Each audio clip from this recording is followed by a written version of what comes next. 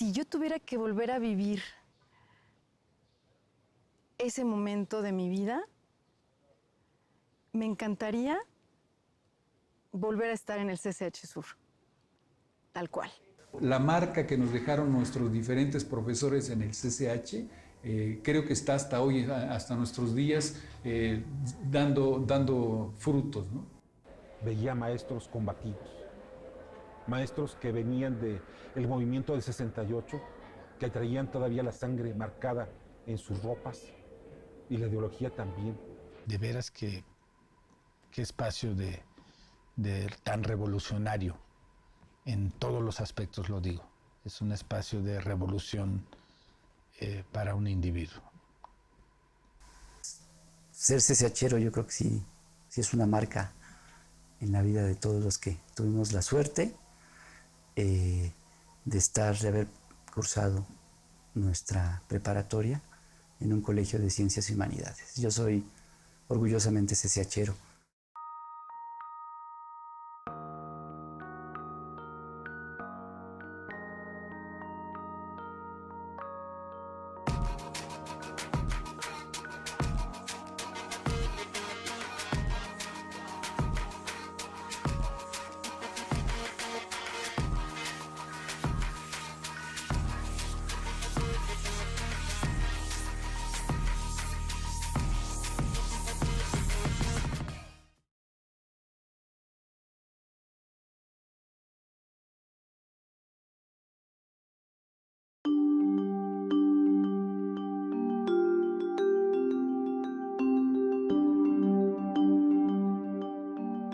El CCH se crea en 1971 siendo presidente de la República don Luis Echeverría.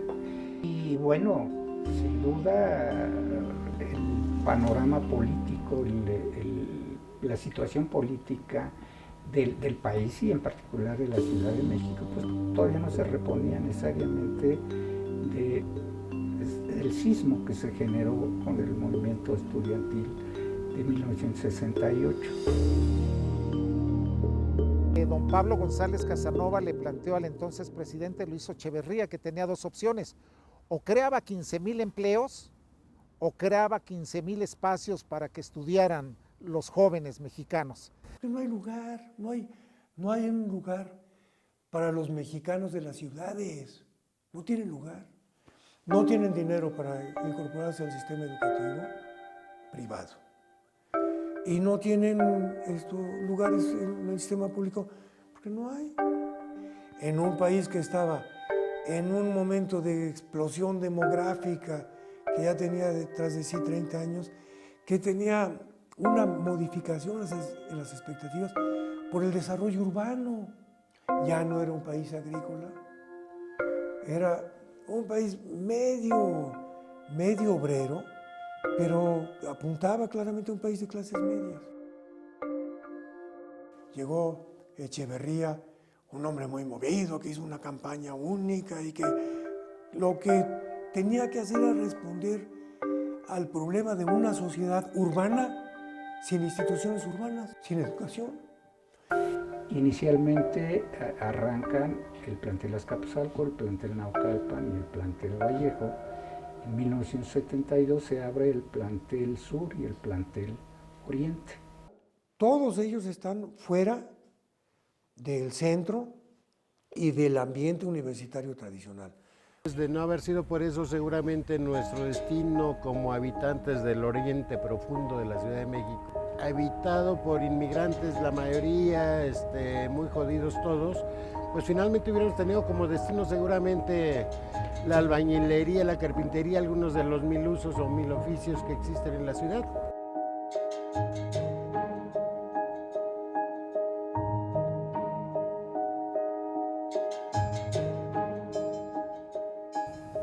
Bueno, cuando hay el cambio a un nuevo rector, y el rector es González Casanova, por supuesto, se propone seguir ampliando la universidad, que era una necesidad.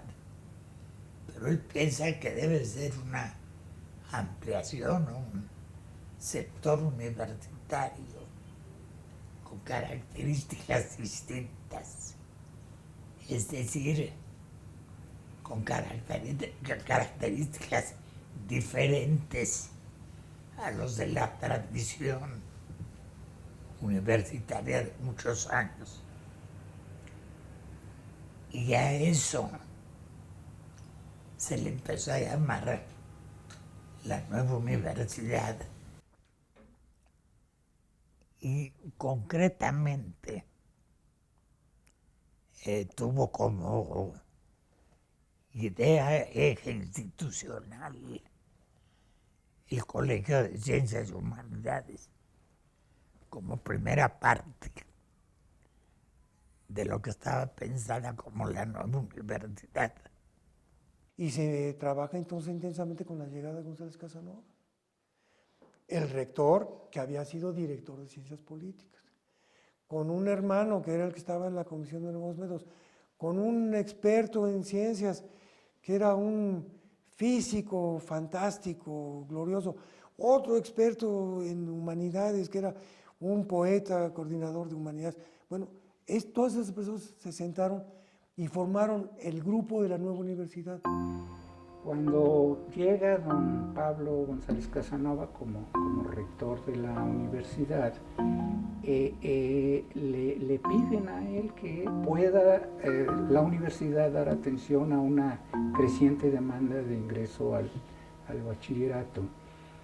Y con su visión también de gran educador, piensa en un nuevo modelo, de universidad y plantea precisamente el proyecto del Colegio de Ciencias y Humanidades en 1970, el cual arranca pues en 1971. De hecho, la creación del colegio la celebramos el día 26 de enero de 1971, que es cuando el Consejo Universitario aprueba el proyecto. Está pensado como una nueva universidad, pensado no solamente para dar atención a las nuevas generaciones de alumnos del bachillerato, sino también para una formación de nuevos alumnos en licenciatura, maestría y doctorado. Después de 2 meses de trabajo muy intenso, produjimos un proyecto de acuerdo con la idea que teníamos entonces, que era que este colegio fuera un lugar donde se dieran 4 materias básicas y que esas materias básicas las tomara todo alumno de licenciatura, fueran sus primeros 2 semestres, para irse luego a cualquier carrera. Entonces era un cambio demasiado brutal para la estructura de la universidad. Entonces hicimos el proyecto y el doctor González Casanova un día me dice, bueno, Roger, ya entrégame lo que hicieron. Lo entregamos y luego él, a través de Enrique González Casanova, lo acomodó y lo presentó al Consejo Universitario. El Consejo Universitario había muchos muy conservadores entre los directores.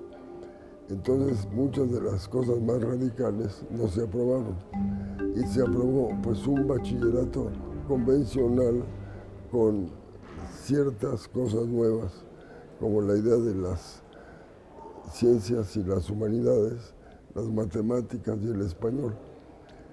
Y así se inició el CCH. Lo que se llamó el Colegio de Ciencias y Humanidades, que era el nivel preparatorio, digamos. Pero justamente la nueva universidad debería iniciar modificando sus estructuras, sus planes de estudio, su mentalidad, etc., a ese nivel de la preparatoria. El Colegio de Ciencias y Humanidades se llena con alternativas propiciadas por las escuelas madres que lo generan y lo protegen. que son pues, la preparatoria, la Facultad de Ciencias, la Facultad de Química, la Facultad de Ciencias Políticas y Sociales, la Facultad de Filosofía, ¿no? Es la síntesis. Y ahora el Colegio de Ciencias y Humanidades va a tener la responsabilidad de una expansión masiva de los posgrados. Una gran transformación. El Colegio de Ciencias y Humanidades va a ser, con estas facultades, la organizadora de un nuevo bachillerato. Un bachillerato que tenga presente que ya no se trata de la todología y de todas las disciplinas, sino de las disciplinas fundamentales y de una enseñanza dirigida a la formación personal y a la capacidad de generar trabajo, a la capacidad de generar iniciativas. Para nada se pensó en la educación de masas, esa fue una manera de oponerse a que ampliemos los servicios de la universidad a más gente. Dijeron que estamos masificando la educación, qué barbaridad, una cosa que debería ser para unas cuantas personas, como es la sabiduría, y así ha sido desde la época de los egipcios, la estamos difundiendo, no. Entonces, mantenemos la idea de hacer educación de alto nivel con pequeños grupos.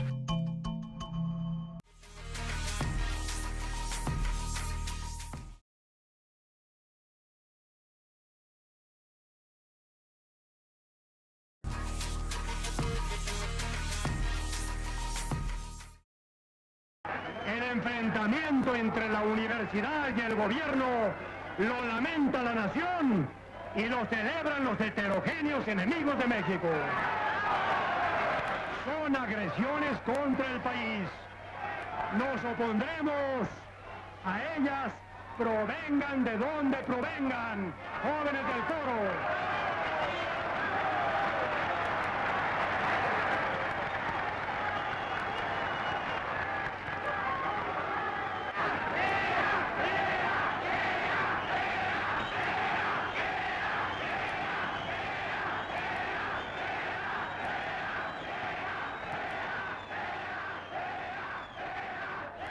Había una posibilidad que era crear otros planteles de la Escuela Nacional Preparatoria, que había crecido enormemente en tiempos del rector Chávez.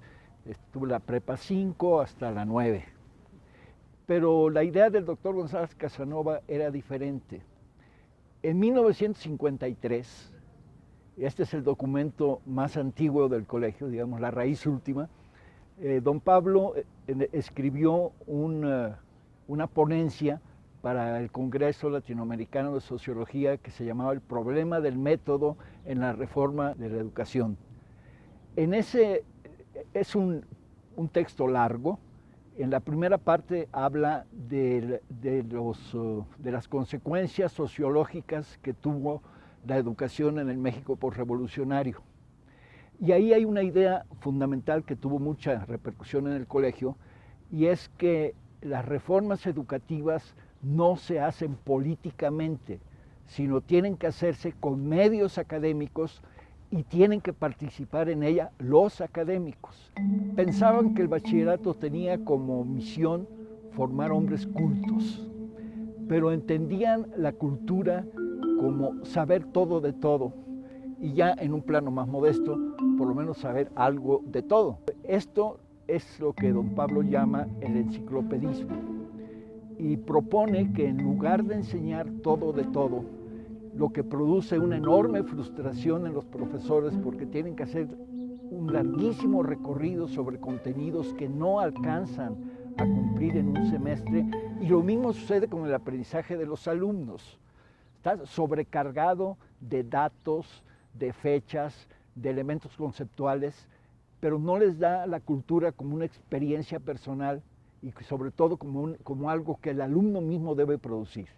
Entonces lo que don Pablo propone es que se enseñe lo básico, que se enseñen las materias básicas y de ellas los elementos más importantes. ¿Cuáles son estas materias básicas? Son el español, aprender a leer, a redactar, a corregir sus escritos, a comunicarse, las matemáticas, y luego la experiencia y la vivencia del método científico experimental y del método histórico social. La visión de este modelo educativo es no saturar al alumno de información dispersa que no le da ningún sentido a ese tipo de aprendizaje. y que se burocratiza porque el alumno a lo que va al aula es esencialmente a memorizar, a repetir y a buscar acreditar su asignatura. De tal manera que la intención del modelo educativo es de darle un sentido real a la educación, haciéndose de herramientas para que el alumno indague, aprenda, busque y se pueda desarrollar de una manera adecuada.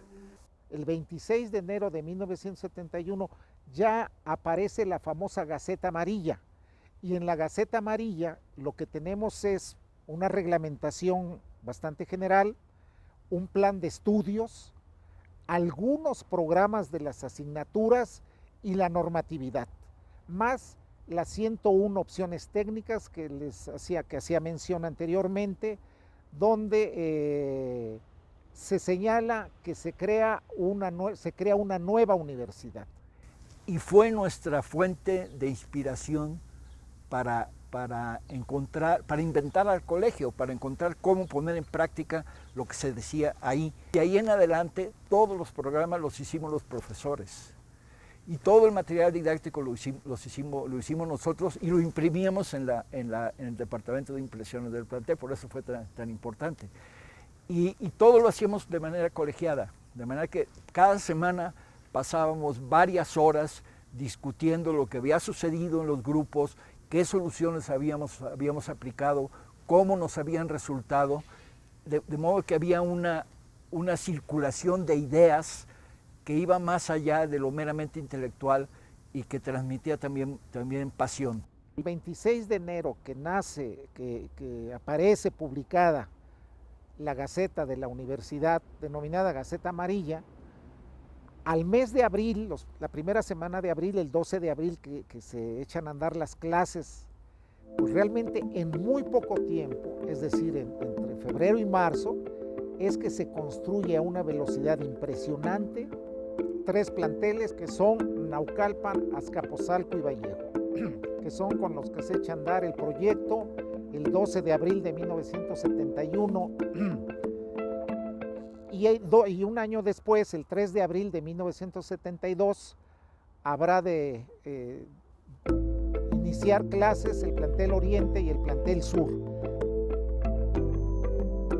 Bueno, cuando nos llegó la carta de que estábamos como estudiantes aceptados y llegamos aquí por el mes de diciembre, no había plantel, no había instalaciones, nada más estaban marcados los edificios en donde se iban a construir las instalaciones y había una covachita que tenía el letrero en una madera de servicios estudiantiles y nos decían que teníamos que presentarnos el 3 de abril de 1972. Entonces, cuando llegamos aquí, ya a clases, estaban construidos el edificio A, el B, el C, el edificio K, el edificio S, el de la dirección, y estaban construyéndose los demás. Entonces, todo era desierto, prácticamente aquí eran campos de fútbol, no había nada de construcciones. En la parte de atrás era un establo muy grande y pues las vacas nos acompañaban aquí en los primeros meses, ¿no? Y los primeros años de estudiantes. Una de las condiciones para poder entrar al Colegio de Ciencias y Humanidades es que los profesores que aspirábamos a esto teníamos que tomar un curso que se impartía en Ciudad Universitaria. Recuerdo aproximadamente, no con exactitud, que duraba como 2 meses y era 2 horas diarias de lunes a viernes, ¿sí?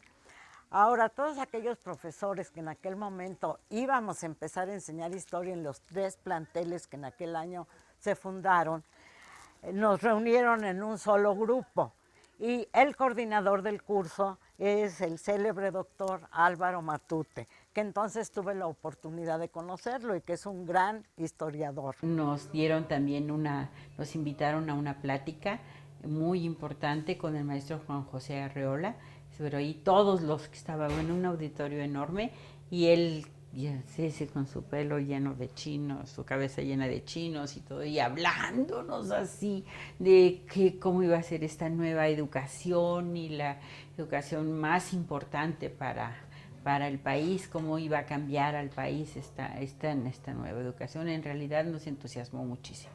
Después llegó la fecha, el 12 de abril de 1971, en que pues nos presentamos nos llamaron de que estábamos aceptados, habíamos pasado todas las pruebas, y ya el 12 de abril nos presentamos al plantel.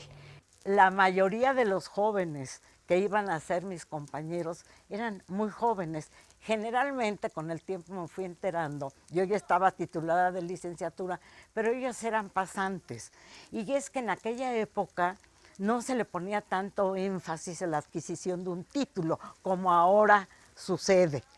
Entonces, estos eran recién egresados, habían terminado su carrera y tenían su carta de pasantía, pero se necesitaban profesores y no había de dónde echar mano.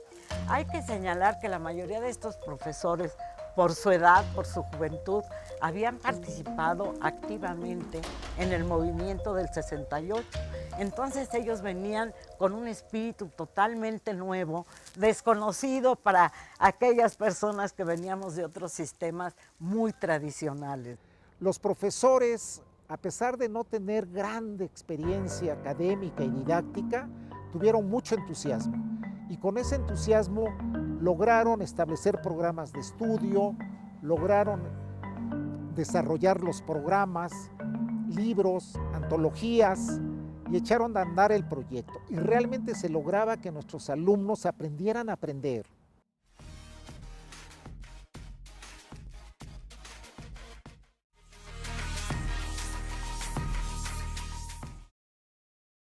Que el país estaba creciendo tecnológicamente, se estaba industrializando.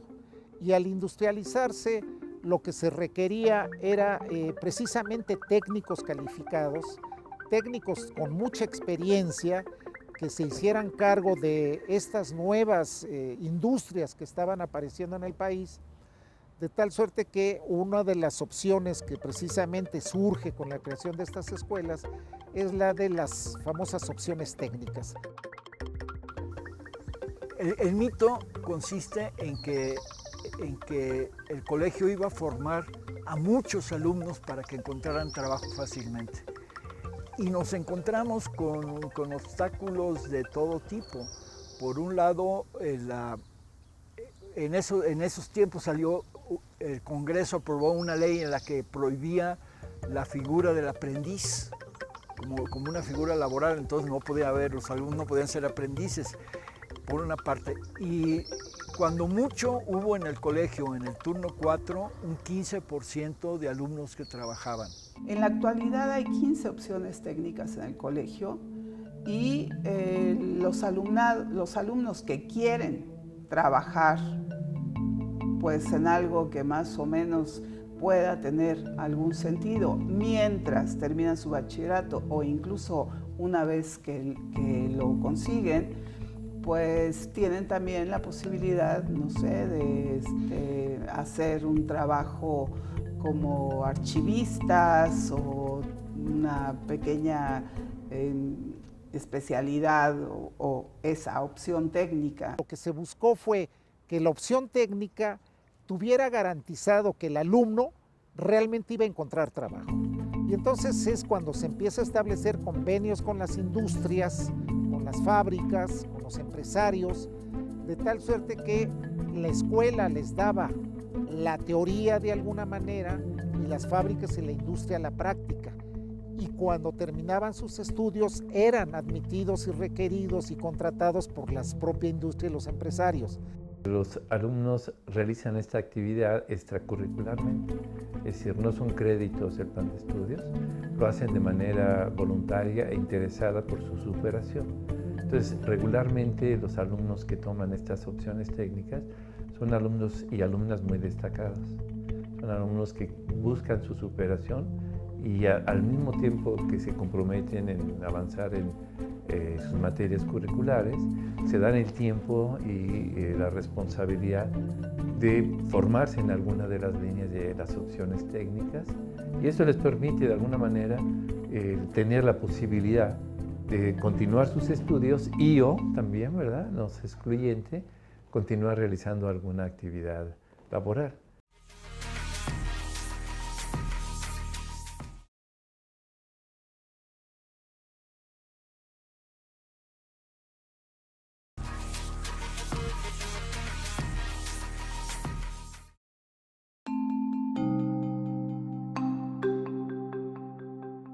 Ya para los 90 se veía que, bueno, las cosas habían cambiado, los niveles de egreso del CCH ya no estaban tan altos como estuvieron al principio, y que había una desventaja porque los alumnos, nuestros alumnos, se suponía que ellos iban a estudiar muchísimo en su casa, y bueno, pues las condiciones de las casas de los alumnos no se prestaban fundamentalmente a ese estudio.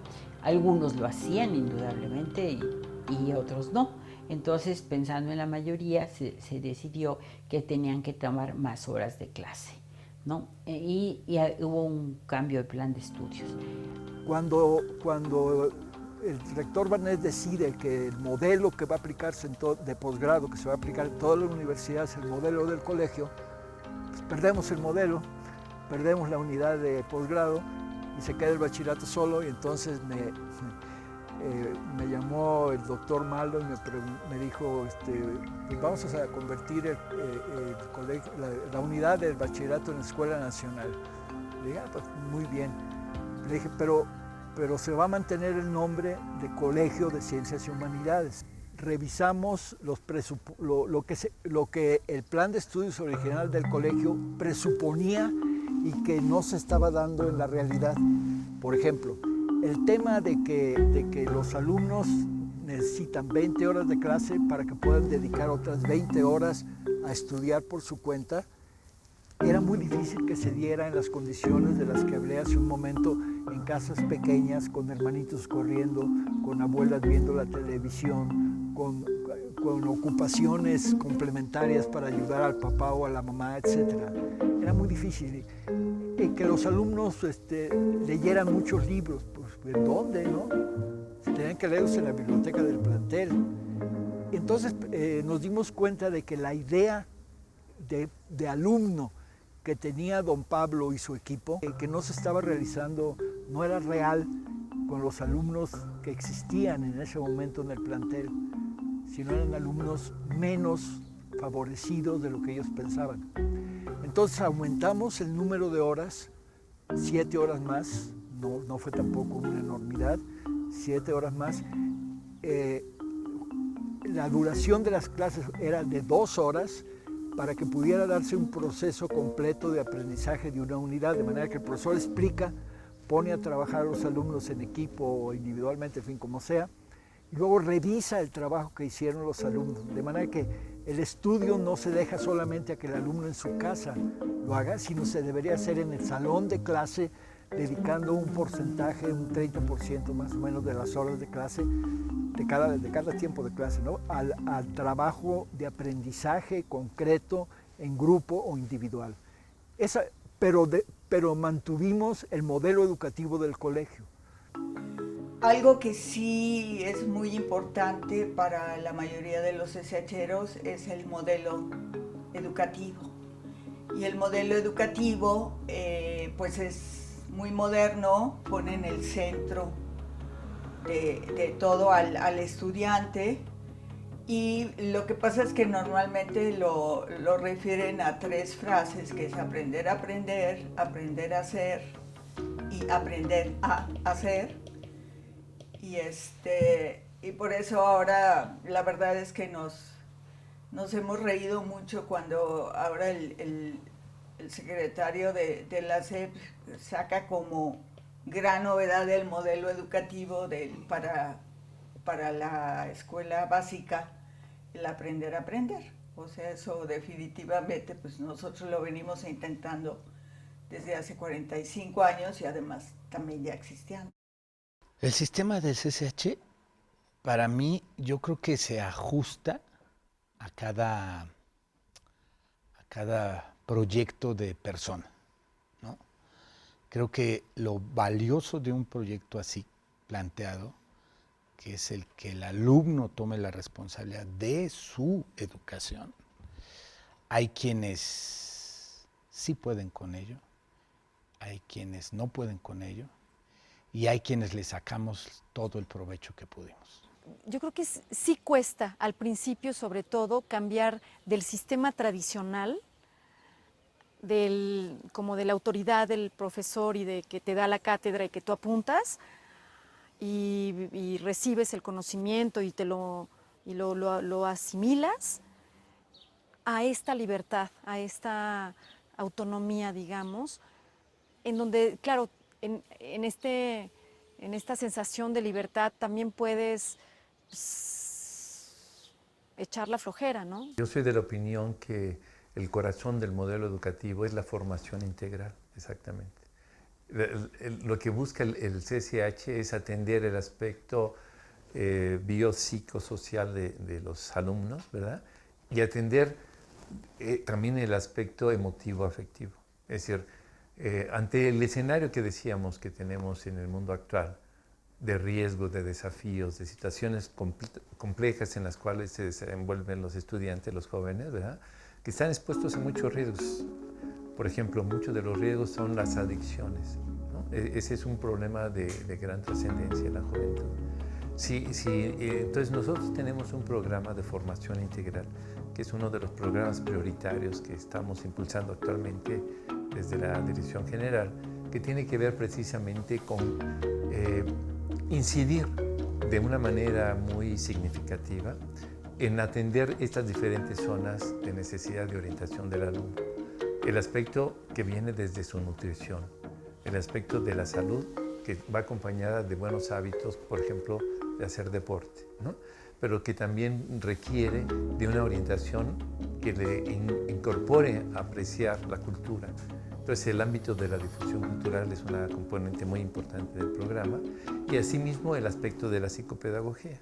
Cada plantel es diferente, cada plantel cuenta con instalaciones diferentes y aunque contamos con las mismas disciplinas deportivas, pues cada plantel es libre de realizar las actividades complementarias que más le funcionen de acuerdo a su población. Nosotros, como somos un colegio, no podemos ser indicativos en decirles, sobre todo las actividades complementarias, cuáles deben y no, porque ellos, los propios profesores, son los que detectan las necesidades de su entorno, y con base a eso, pues hacen lo que te comentaba hace un momento, bueno, cuando platicamos de las actividades complementarias: rallies deportivos, rallies recreativos, uso de los gimnasios, concursos de baile, carreras por la salud. Y la verdad no podría decirte cuál plantel es más fuerte. Todos son diferentes, pero todos cumplen con la función de atender a los alumnos y ser parte de su formación integral para que ellos sean capaces de realizar actividades de forma autónoma a lo largo de toda su vida.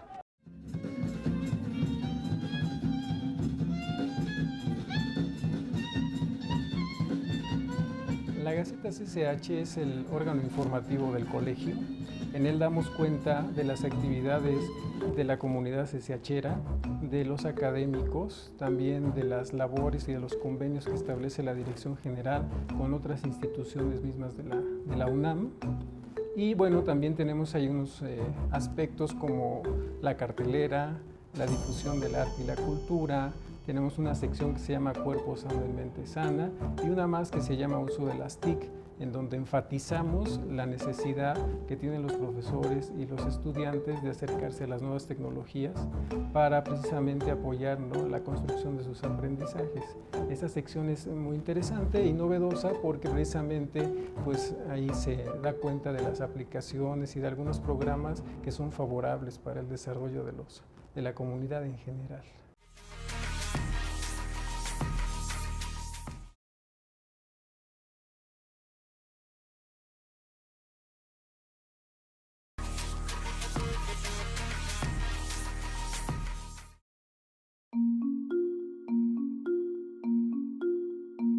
Tenemos una población alrededor de 60,000 alumnos en el colegio. Atendemos el 54% de la población del bachillerato de la universidad, mientras que la Nacional Preparatoria atiende el 46%. Entonces, en promedio por plantel hay alrededor de 11.500, 12.000 alumnos por plantel y profesores tenemos alrededor de 3.200, 3.300. Esto oscila por licencias, sabáticos, siempre se incorporan nuevos profesores temporalmente, pero digamos la planta oscila alrededor de 3.200 profesores, ¿verdad? Entre los egresados del CCH puede haber gente muy brillante, muy creativa, muy productiva, precisamente porque no es este camino ya siempre recorrido, ¿no? Sino porque la gente tiene posibilidades de conocer y ver otras cosas. Y realmente yo creo que el CCH sí ha sido un semillero para la interdisciplina. Aquí el conocimiento no se toca como si fuese algo estático. El conocimiento es algo en movimiento, es algo en constante construcción, en constante cambio. Tú puedes formar parte de ese conocimiento y puedes tanto aprender como aportar a ese cúmulo de conocimiento. Entonces, en lo personal, pues tan solo el modelo de CCH está muy orientado para adquirir un enorme número de cualidades, tanto académicas como personales. Lo que tiene que enseñarse no es el contenido del aprendizaje, es las condiciones de posibilidad para adquirir la capacidad de aprender. Tiene que haber una persona capaz de acudir a un mundo inagotable de conocimientos que es una biblioteca, que sea capaz de consultar, que sea capaz de resumir y de sintetizar, que sea capaz de proponer, es decir, que sea un hombre una mujer, un ser pensante, que tenga permanentemente abierta la puerta del aprendizaje. No es una etapa, es una condición humana. Entrar realmente creo que es de las partes más significativas que para mí tengo en mi vida. Son como las primeras, fue la primera llave, creo, a la ampliación de una visión del mundo. Yo creo que la gran certeza en ese momento del CCH, en mi formación académica y en mi formación vital, es que me dio la llave a abrir el panorama de un mundo muchísimo más amplio, abierto, posible, entusiasmante, lleno de ideologías, de posturas políticas, de posturas económicas, de posibilidades. Era un abanico gigantesco de posibilidades que finalmente, viniendo de una escuela tradicional como cualquier secundaria, que se te dé esa posibilidad, que se te dé ese... sí es como una epifanía, sí es como una revelación. Toda docencia de calidad, precisamente en razón de la renovación incesante del conocimiento, debe tener como objetivo central que los alumnos adquieran capacidad de inquisición, que es a la vez técnicas precisas, métodos probados y, por qué no, pasión por saber y por compartir lo aprendido. Tenemos una raíz que se conecta con tradiciones pedagógicas muy clásicas, muy antiguas, que no comenzó en 71, sino en 53, y que luego ha tenido una evolución básicamente sin rupturas violentas, sino acumulativa, que ha ido acumulando mejoras, experiencias, etc. Y que queda todo por hacer de nuevo, lo cual me gusta también mucho, o sea que nunca acabas de hacer, sino hay que seguir inventando el colegio.